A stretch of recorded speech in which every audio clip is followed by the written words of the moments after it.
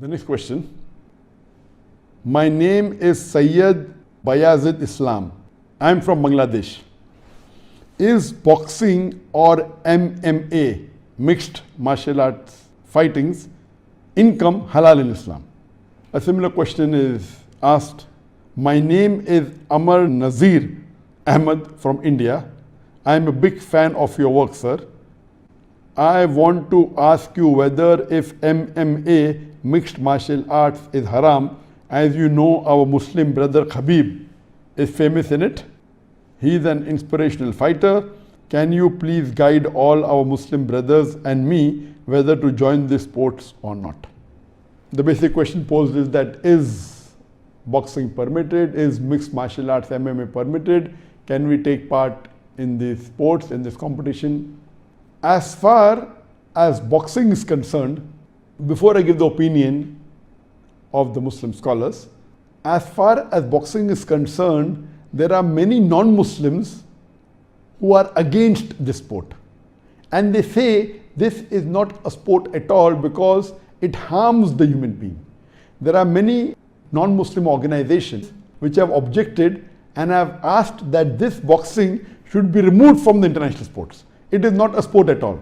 As far as Islam is concerned, any sport which is beneficial for the human being, which helps the human being and has got no harm, it should be done.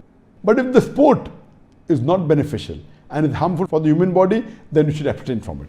So these non-Muslim organizations, they have filed petitions in many countries. Unfortunately, most of the countries have disagreed except Sweden. Sweden is the only country which has agreed to ban boxing as a sport. If you read the Hunna magazine, which published from London, they say in the magazine that from 1945 to 1983, in a span of 38 years, 350 boxers have died because of injuries during the boxing match. And there are tens of thousands who have been injured. So based on this, they want to ban this sport because it is harmful for the human being. As far as the Islamic ruling is concerned, we know that our beloved Prophet Muhammad said that when two of the Sahabas were wrestling, he said that do not hit on the face. The Prophet prohibited from hitting on the face.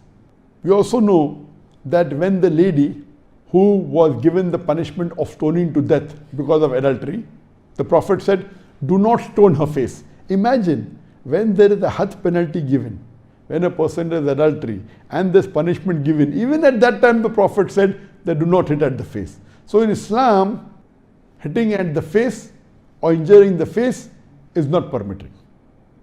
So based on this, if you compare and see in boxing you get points, especially when there's a boxing match.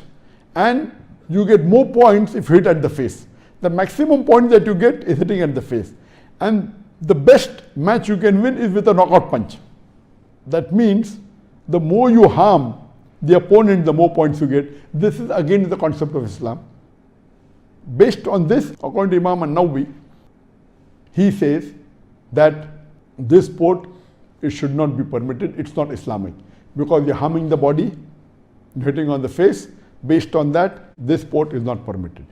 So based on this hadith of not to harm the face, not to harm the human body, most of the scholars, they say that boxing and any type of martial art which causes injury to the human being, in which it involves hitting of the face and injury of the human being, it is not permitted.